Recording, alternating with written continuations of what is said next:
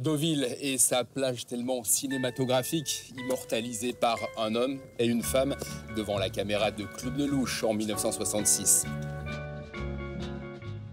Deauville et son festival du cinéma américain, né ici il y a tout juste 50 ans. Ouvert officiellement depuis ce midi par le maire de Deauville, Michel Dornano, ministre de l'Industrie et de la Recherche, le premier festival du cinéma américain. Deauville et ses fameuses planches, cette immense promenade devant les cabines de plage longues de plus de 600 mètres où s'inscrivent les noms de toutes les stars du cinéma américain. Pour cette édition 2025, la comédienne franco-iranienne Golshifteh Farahani, qui préside le 51e Festival du cinéma américain de Deauville, m'a donné rendez-vous.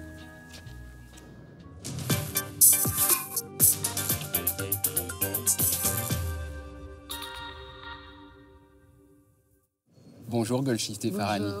J'aurais dû dire bonjour Madame la Présidente. Bah, si vous êtes présidente du Festival du cinéma américain de Deauville, c'est un nouveau rôle. Oui, en fait, ça n'arrête pas à me faire rire, ce nom président, ça me fait rire. Oui, c'est incroyable de toute façon de regarder les films ensemble, c'est comme un pèlerinage de cinéma. Les films indépendants américains, c'est comme une résistance, parce que c'est dur à tourner les films indépendants aux États-Unis aujourd'hui. A fortiori, quand le chef de la Maison-Blanche s'appelle Donald Trump, il faut un cinéma encore plus engagé, selon vous? Je crois que dans le monde actuel, quel que soit Trump ou Poutine ou Kim Jong-un, il faut le cinéma intelligent, indépendant. Il faut du cinéma engagé, il faut des artistes engagés. Quelle que soit la parole, ça peut être engagé par le travail, pas les paroles, mais on a besoin de ça. Alors, vous aimez le cinéma engagé, les films d'auteur, le cinéma indépendant, mais vous avez aussi joué dans pas mal de grosses productions hollywoodiennes. On se souvient notamment de Pirates des Caraïbes. Et les deux sont compatibles? Cinéma, c'est le cinéma, mais c'est drôle, tant qu'acteur, c'est drôle de tourner dans les gros projets comme ça. De rentrer dans le monde de Pirates des Caraïbes. Moi, j'aime le côté physique de cette cinéma blockbuster, spécialement les films action. Comme les athlètes, on est obligé de faire un travail fou sur le corps. Oui, pendant des jours et des jours durant tout le tournage. Oui, durant tout le tournage, c'est ça qui est très, très difficile. Depuis vos débuts au cinéma, à 14 ans, en Iran, vous avez tourné combien de films? Vous les avez comptés, là? Oui, à peu près 67. 67 films. Ça veut dire 67 rôles. Vous avez interprété 67 personnages, 67 héroïnes. Quel est le lien, le fil conducteur entre toutes ces femmes? L'humanité. Je crois que je voulais dire féminité, mais je me suis dit non, c'était l'humanité, je crois. C'était la seule chose où je faisais vraiment attention, c'était le message de chaque projet. Si je n'étais pas d'accord avec le message de film, même si j'adorais le réalisateur, ou c'était un très beau rôle, ou grand film, je ne pouvais pas le faire parce que c'était contre mon intégrité, ma dignité. Ce sont beaucoup des femmes de combat qui ont des combats à mener aussi. Aussi, oui. En fait, j'ai joué beaucoup de femmes qui s'émancipaient dans Émancipation, les femmes combattantes, les femmes rebelles, à la fin, les femmes guerrières qui tuent. J'ai fait des comédies, j'ai fait des sorcières.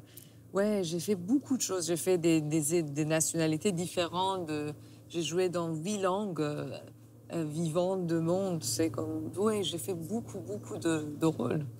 Et pour l'ensemble de votre carrière, même si elle est loin d'être terminée, le Festival de Deauville vous a rendu hommage en vous décernant la distinction numérique de l'INA. Mesdames et messieurs, veuillez accueillir Golshifteh Farahani.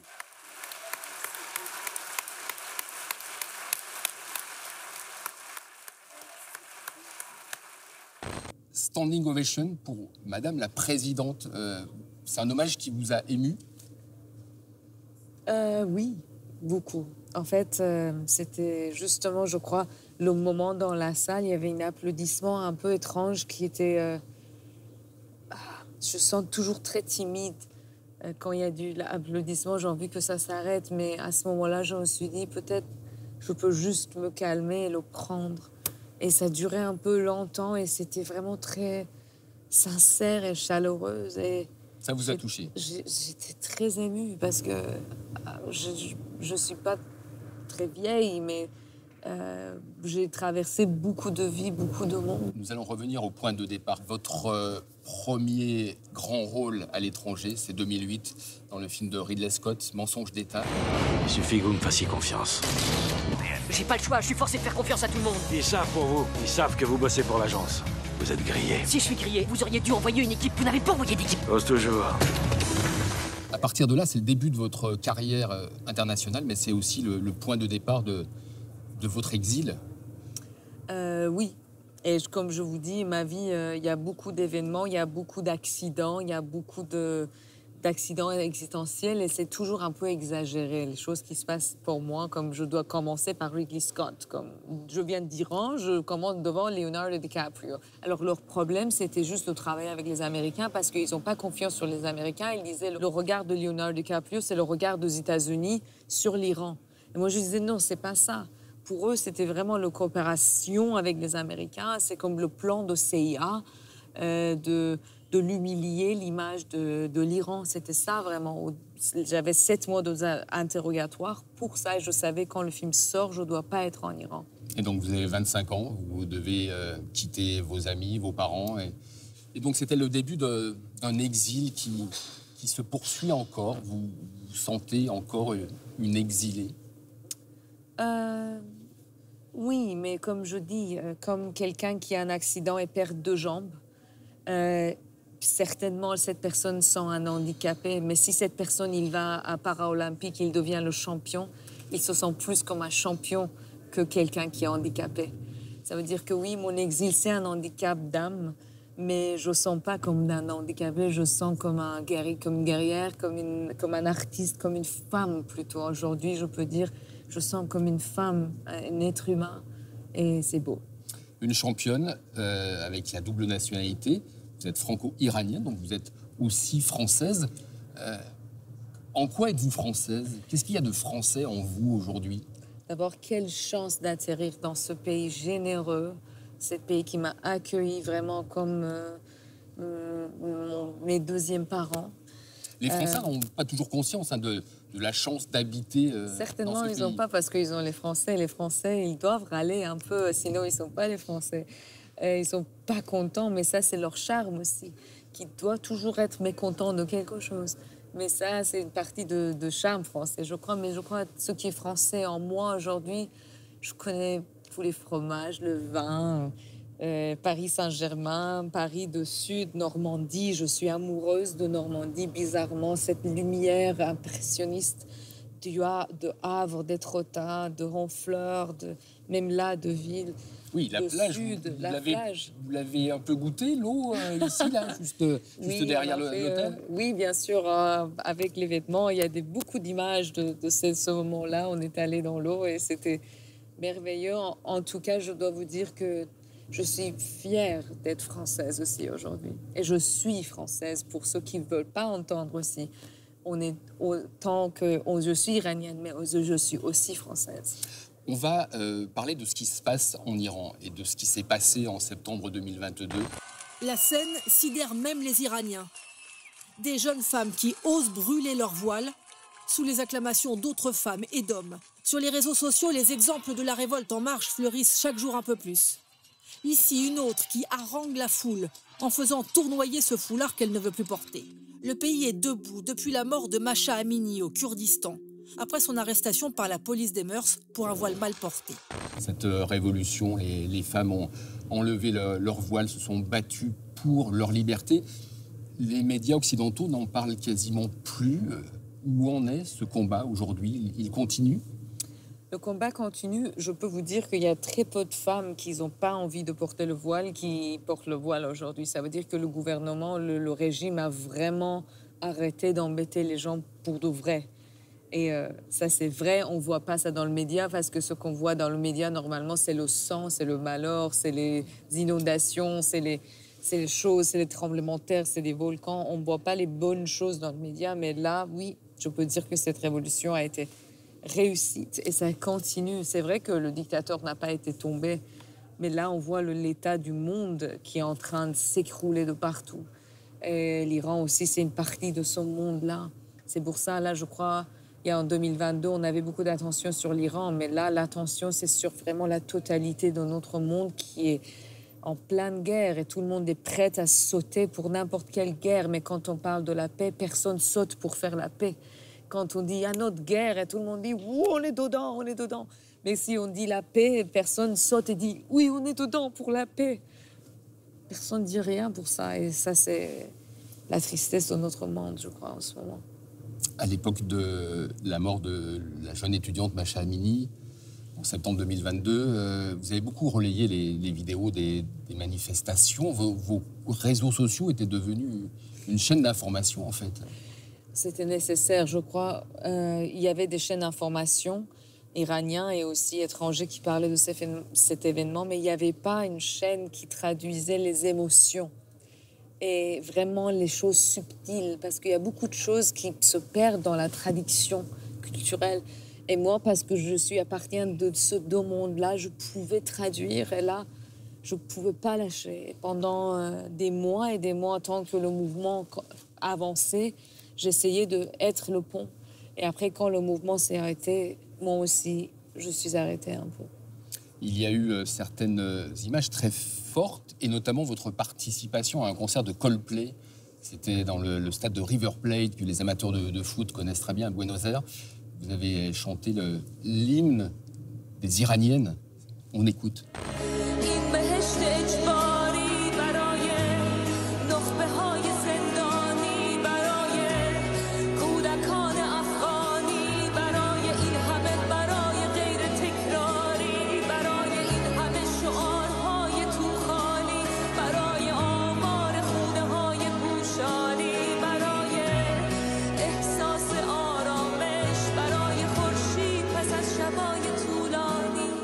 C'est un souvenir fort, très fort. Très fort, très très fort. Je sais, en fait, j'étais à Buenos Aires pour 48 heures, 2 soirs, j'ai fait ça. Je chante, mais je ne suis pas chanteuse. Et chanter dans cet stadium énorme, et c'était broadcasted live, en direct, dans plusieurs pays. De chanter ce chanson-là qui était pour les femmes et les hommes iraniens et pour toute la résistance pour l'humanité dans le monde. J'étais vraiment humble de pouvoir honorer, de pouvoir être ça. Parce que ça pourrait être n'importe quel qui, ça aurait avoir le même effet. Mais le fait qu'ils m'ont proposé à moi, c'était vraiment, je suis allée vraiment comme très, très humble. Quand vous étiez en Iran, vous aussi, quand vous étiez adolescente, vous avez résisté. De quelle façon? J'ai lu que vous étiez travesti en garçon. Oui, parce que je voulais être libre, je refais du vélo. En fait, impossible, c'était pas possible pour moi. J'essayais de trouver les solutions. C'est que, je crois, la grande différence je peux dire, de l'Occident et l'Orient, c'est qu'en Occident, on se concentre plutôt sur les problèmes. En Orient, on est obligé de trouver les solutions parce que les problèmes sont sans fin. On s'en fout de problèmes, trouver les solutions. Et pour moi, bon, s'ils ne me laissent pas faire le vélo, je rase ma tête, je travestis en garçon et je fais le vélo. Ça veut dire que je trouve la solution. Depuis votre exil, vous aviez toujours refusé de jouer un film sur votre pays natal, sur l'Iran. Et puis, il y a eu la proposition du réalisateur israélien Eren Riklis d'adapter le célèbre roman Lire Lolita à Téhéran. رمانه یکم آرومتر. بله. Ce tournage a été une libération, non? Oui, c'est vrai que dans tous les films que j'ai fait en dehors d'Iran, j'ai fait un seul où je parle farsi, ma langue natale. اگه به این زندگی عادت بکنیم چی؟ با اعتراف به خودم خیانت کردم، به هممون خیانت کردم. Finalement, j'ai accepté de jouer dans ma langue natale. C'était vraiment une expérience extraordinaire. Je dis, parler dans d'autres langues, c'est comme des téléphones noirs on avait avec les doigts, où on faisait les chiffres avec les doigts. Et là, tout de suite, j'ai passé à Bluetooth. Comme quand je parlais farsi, c'était comme si la connexion avec mon cerveau et mon âme, c'était en Bluetooth. Tant qu'en français et en anglais, c'est toujours par le téléphone. Il faut chercher comme un ça. tout petit peu, mais enfin, vous trouvez quand même les mots très très vite. Ça a été une sorte de thérapie, ce tournage en farci. C'était une sorte de guérissement, je crois, guérison. Guérison, c'est ça. Et de faire ça juste après les événements, parce que les événements, c'était en septembre et on a commencé le tournage en mars. Et le film a été commencé à monter depuis 2017. Ça veut dire que ça tombait tellement bien. Et juste d'être ensemble, toutes les filles, c'était un moment de grâce, vraiment. Let's see if reading Lolita here in Tehran will help us fight back. قربونت برم همشون میدونن این کار غیر قانونی و خطرناکه. من اختیار دارم جلوی هر خانومی که بدون حجاب وارد میشه رو بگیرم. فکر می‌کردی همچین اتفاقی بیفته؟ Ces dernières années, le cinéma iranien connaît un très grand succès, remporte beaucoup de prix sur la scène internationale, à Berlin, à Venise, au dernier festival de Cannes, avec le film de Mohamed Rasoulov, Les graines du figuier sauvage. C'est maintenant le prix spécial du jury, remis à Mohamed Rasoulov. On le rappelle, le réalisateur a fui son pays. Déjà, il a tourné en détournant la censure. Et ensuite, condamné à de la prison, il a dû partir de son pays, traverser les montagnes, fuir, se cacher en secret avant d'arriver à Cannes pour obtenir ce prix, le prix spécial du jury. Pourquoi cet engouement pour le cinéma iranien? Je crois que le cinéma iranien, c'est quelque chose de spécial. Et aussi, c'est un cinéma de résistance, certainement. C'est un cinéma, bon, qui, malgré tout ce qui s'est passé dans ces 45 ans, ça existe toujours. Et il y a aussi, à travers le cinéma, on commence à connaître l'Iran un peu. Parce que l'Iran, c'est un pays fermé. Golshifteh Farahani, dans ce cadre idyllique de Deauville, avec ce titre prestigieux de présidente du festival du film américain, vous êtes rayonnante. Mais je sais que ces derniers mois, ça a été plus compliqué. Vous avez été au bord de la dépression. C'était à cause, en partie, de cet exil, de ce déracinement, le mal-être que vous avez ressenti? Je crois que c'était... Bon, l'exil m'a cassé complètement au début. Ça m'a pris 7 ans pour pouvoir atterrir vraiment où j'étais en France, de sentir chez moi. Depuis le jour que j'ai quitté l'Iran, vraiment, ça m'a pris 7 ans pour sentir un jour, je me sens chez moi et ça va. Mais je crois dans chaque période de la vie de chaque personne, il y a toujours des événements qui nous poussent vers le bord de notre vie. Et ces moments-là, c'est les moments où on peut soit mourir dedans ou sauter et devenir autre chose. Et c'était un moment comme ça pour moi, comme tout est devenu vraiment crispé et il n'y avait pas de... Je suis tombée dans un trou noir où il n'y avait pas de lumière. Je ne trouvais plus rien. Pendant 2 ans et demi, c'était vraiment comme... C'était le noir. Moi, j'avais des yeux fermés. Je me cognais par les murs en permanence. Et là, il fallait soit mourir. Vous aviez d'ailleurs écrit votre testament. Oui, j'ai fait mon testament. J'ai vu les notaires. J'ai vraiment mis tout. J'ai parlé avec mon frère. J'ai dit, j'en peux plus de me cogner sur les murs. J'en peux plus d'avoir mal, d'être torturée. Je préfère de mourir ou vivre autre chose. Et je suis partie et je crois, vous aviez eu des moments comme ça aussi. Chaque personne, Bien si sûr. on demande, ils ont eu des moments comme ça. Et votre salut, vous l'avez trouvé, alors on n'y va pas tous, hein, mais en Amazonie, loin de tout, loin du tumulte du monde. Vous êtes parti sac à dos, 3 mois. Oui, je suis partie. Vraiment, il y a beaucoup de choses qui se passent en Amazonie. Mais à un moment donné, il nous a donné des grandes feuilles de banane. Ils ont mis des draps blancs sur nous. Ils l'ont lavé avec les plantes. Et à la fin, ils ont dit, là, vous êtes mort, allez jeter cette feuille comme vous êtes en train d'enterrer votre corps. Et je suis allée dans le jungle et je me suis enterrée. Et à ce moment-là, je crois que je suis enterrée le trou noir et je suis sortie. Et j'étais plus la même personne. Et c'était la résurrection après cette mort symbolique? Petit à petit, oui. En fait, ça vient petit à petit, comme si on trouve la lumière et petit à petit, on sort de trou noir. Comme tous ces moments où chaque personne sort d'un malheur ou même du cancer, même si on meurt dedans, il y a quelque part où on se sent en paix avec nous-mêmes, comme j'ai senti en paix avec moi-même. En tout cas, c'est un bel exemple pour tous les gens qui nous écoutent, parce que tout le monde connaît des galères, des moments de difficultés dans la vie, de maladies, de décès, de dépression. Et donc, on peut s'en sortir et revenir encore plus fort. Il faut faire un choix. Il faut faire un choix d'aller jusqu'au bout. Et on ne peut pas fuir. En fait, la seule façon de résoudre les problèmes, c'est de s'asseoir au milieu de l'enfer et brûler dedans. Et d'accepter tout ce qu'on a. Et à ce moment-là, il y a quelque chose de paix qui rentre en nous. Ça, c'est la Normandie. Avec les goélands qui passent au-dessus. C'est quoi ça? Tu sais qu'il y a un virus qui circule, non? T'as pas parlé de ton oncle, là? Mais pourquoi? Putain! Tu restes là! Mais pourquoi tu le laisses pas? Parce que c'est comme ça! Maman! Juste avant de partir en Amazonie, vous avez tourné un film qui est actuellement en salle, le film Alpha de Julia Ducournau. Vous jouez aux côtés de Tahar Rahim.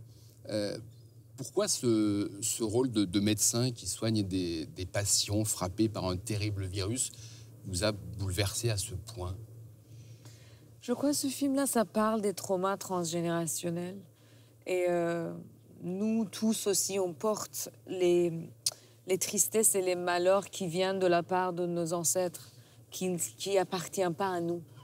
Et si on travaille pas sur nous-mêmes, on va le transmettre à nos enfants. Et là, on porte un sac à dos qui a été donné par notre père, et nous, on le porte depuis petite. Et dans notre vie, le sac à dos devient de plus en plus lourd, rempli. Et à un moment donné, ça casse le dos. Et c'est ça, c'est que pas seulement qu'il faut qu'on enlève les choses de notre sac à dos, mais il faut enlever les choses de sac à dos de nos parents. Je crois, Alpha, ça parle de ça, et moi, je porte... En fait, ils m'ont donné, j'ai hérité un sac à dos énorme, gigantesque, de la part de ma grand-mère et ma mère. Et ce film-là... Plus du pays, ça fait beaucoup entre la famille et le pays. De tout, en fait. Et là, dans ce film-là, j'étais encore avec ce sac à dos tous les jours. J'étais en train de porter le malheur qui n'appartenait pas à moi, et j'étais en train de le donner à ma fille dans le film.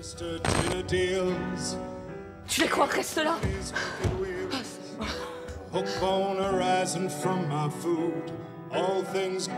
De réanimer Tahar Rahim, vous voyez dans le film, je le fais une fois après l'autre, J'ai vécu sa mort une fois après l'autre, et c'était très difficile. C'était un tournage très difficile. On va terminer sur un sourire. Est-ce que vous pouvez dire à nos téléspectateurs ce que signifie votre si beau prénom, Golshifteh? Bon, Gol, c'est la fleur. Et Shifteh, en persan, on a différents stades de l'amour, états de l'amour. C'est pas seulement être amoureux, mais c'est être un peu éprise, un peu fou, vous voyez, comme l'oiseau. Et on devient fou jusqu'à Majnoun, qui est des gens qui sont vraiment follement amoureux. Et Shifteh, c'est l'état après amoureux. Ça veut dire que c'est vraiment, on est un peu épris et mesmerisé, et un peu high, un peu de l'amour. Alors c'est la fleur qui est éprise par l'amour. Donc vous êtes une fleur follement amoureuse. Amoureuse. Vous êtes amoureuse? Amoureuse de la vie, amoureuse d'être. Finalement, je veux retrouver être un être humain au lieu qu'être un fer humain. On est tous devenus des fers humains. On a oublié que notre nom, c'est être humain. Et on a oublié de être. Et moi, je veux être et être amoureuse justement de être. Merci beaucoup. Merci. Golshifteh, de nous avoir accordé cet entretien ici à Deauville, alors que vous présidez le festival du film américain. Merci beaucoup. Merci beaucoup. Merci.